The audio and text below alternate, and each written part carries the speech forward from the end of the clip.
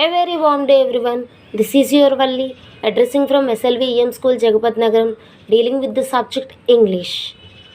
In the previous video we learnt about parts of speech, noun and pronoun.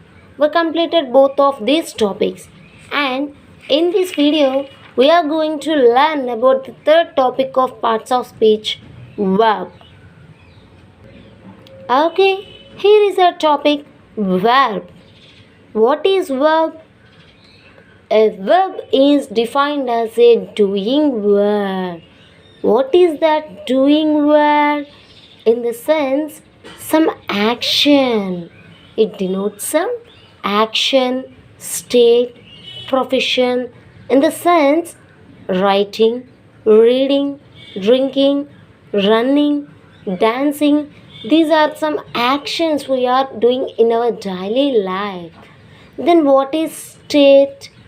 Having, ringing, that's all. And what is profession? Teaching, guiding. These all are comes under verb. Look at here. Here are some examples we have. For example, the first one is he is writing a letter. Writing. Writing is an action word. He is doing some action. He is doing some work. What is that work? Writing. So writing is a verb. And the next one is I have a pen. Have. Having is a verb. Next, the bell rang at 8 o'clock. Ring, rang, rang. Rang is also a verb. Then verbs are categorized as. That means verbs are many types. We are going to learn about those in this video. As briefly, verbs are categorized as main verbs, auxiliaries, finite verbs and non-finite verbs. What are those? Main verbs, auxiliaries, finite verbs and non-finite verbs. Now I am going with the first one, main verbs. Most commonly used verbs in the sense in our daily life activities, our regular activities comes under main verbs. Here are some keywords: writing, doing, singing, reading, dancing and watching. These all are main verbs. Okay children, the next one is auxiliaries. And again coming into the auxiliaries, these are two kinds. That means two types. First one is modal priorities and second one is primary priorities. And mostly these words were used for connection purpose. Look at here clearly. And the first one is modal priorities. In the modal priorities, we get the verbs are will, would, shall, should, can, could, may, might. These are the words which comes under modal priorities. And the next one is primary priorities. And these primary priorities are divided into three kinds. That is, first one is be forms, do forms, have forms.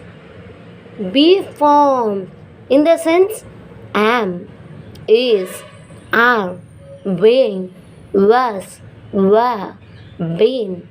And the second one is do forms, do, does, doing, did, done. Okay. And the next one is have forms, has, have, having, had. These are primary priorities. Auxiliaries are nothing but the words which we can use for connecting purpose mainly. Okay. And the next and very important one is finite verbs. What's that one? Finite verbs. Finite verbs indicates tense. And these verbs are mainly based on tense. They change according to the subject, person. for each and every person. That means a male gender, female gender, pronoun, and singular and plural forms. These finite verbs are changeable. The subject of the sentence has to agree with the verb. For every sentence, there is a subject, predicate, object. Okay, for these finite verbs are changeable based on that subject and also on singular, plural, first, second, third persons pronouns. These finite verbs are changeable on the conditions of singular, plural, first, second, third persons and pronouns. Again, I am saying that we have mainly two author conditions. The first one is singular, plural. Look at here clearly. I have some examples given here. I like ice cream. Like is a singular word. He likes ice cream. Likes, plural. So we given justification to the first condition, singular, plural, infinite verbs. And the second one is first, second, third persons and pronouns. While checking a single pencil, look at here. Rita paints a picture. Paints, plural form, but present tense. Rita painted a picture. Painted, past. Okay. Rita will paint a picture. Future tense. Rita is painting a picture. Continuous tense. Paints, painted, will paint, painting. These all are action words on different tenses with same person. Here is a clarity we given that finite verbs are mainly based on tense. Clear? I am going with the next one.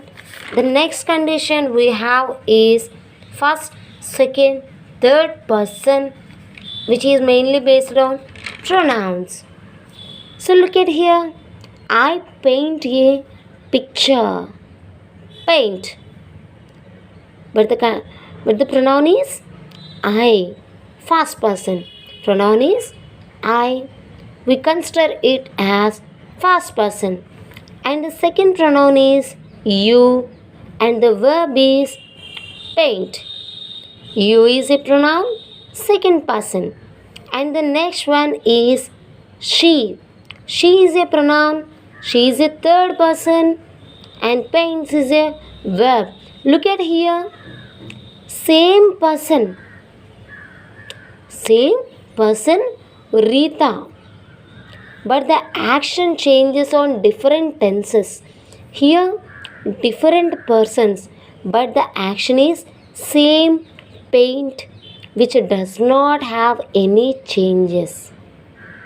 Okay, we given justification to our conditions, singular, plural, first, second, third persons pronouns. So it's very clear that finite verbs are mainly based on tense of singular, plural and first, second, third persons pronouns. And again, these finite verbs are categorized as two types. The first one is transitive and the second one is intransitive. Okay, now we are going to know about transitive verb. A verb which needs object is called transitive verb. Look at the example. I found the necklace. Some words like found, gave, take, wake, make, these all are comes under transitive verb. Look at here. I found the necklace. The necklace is the object, predicate. I is the subject. Okay. The object is the necklace. So it's clear that a verb which needs object is called transitive verb. I found is a statement given. But what I found the necklace. Okay, and the next one is he gave the bag to the porter. What did he have? He gave. What did he give? He gave the bag. He gave the bag. The bag is here the direct opposite, and gave is the transitive verb. And what is the indirect object? The potter. Why? Because the potter is the word which connects to the bag. Which connects to the bag and comes after transitive verb. And the next one is intransitive verb. A verb which does not need object is called intransitive verb. Look at the example. The dog jumped. The dog is the subject. Jumped is an intransitive word. Okay, we don't have any connection between the dog and the jumped. Like, found, gave, take, wake. Like these words, we didn't find on intransitive. It's clear that a verb which does not need an object is called intransitive verb. But whether we get any compliment like famous poet, famous writer, melodious singer, these types of very peculiar words, we call it as compliments, we found mostly in intransitive verb category. Look at the example. Rabindranath Tagore was a great poet. Here was is a verb. It's clear. And Rabindranath Tagore is subject. Subject in the sense the person who we are going to talk about is called as subject. Here the complement is Rabindranath Tagore was a great poet. Great poet. It's a compliment. These type of compliments are mainly based on intransitive verb. While coming into the last one, non-finite verbs. What is that non-finite verbs? It does not have any connection with the tense. Clear that? It does not have any connection with tense. Previously we discussed about finite verbs. Finite verbs are mainly based on connection with tense. Non-finite verbs are opposite to finite verbs, that which does not have any connection with tense and it does not change its action. For all first, second, third persons and singular plural too. Okay, here are some examples. I like to eat ice cream. I like to eat ice cream. To eat does not have any connection with tense. He likes to eat ice cream. Again, to eat. It does not have any connection with tense. Look at the here. While coming into the persons, she likes reading. All the pronouns may changes. First, second, third, the persons may changes. But look at here. Reading, reading, reading, just like this. We didn't have any change with tense. Clear? Reading, reading, reading, reading. Here also reading. Here also reading. We didn't have any change on tense. But here we have a change that she likes. You like. I like. He likes. They like. She liked. Okay. And again I am giving a differentiation between finite and non-finite verbs. Look at here clearly. Again I am moving to finite verbs. It changes as paints, painted, will paint, painting. That means a peculiar change in tense. But while coming into finite verbs, there is no change. Only a singular tense. A single tense may continue in all the persons. So it's clear, children? Thank you for watching my video. In the next video, we will go with adverb. Thank you.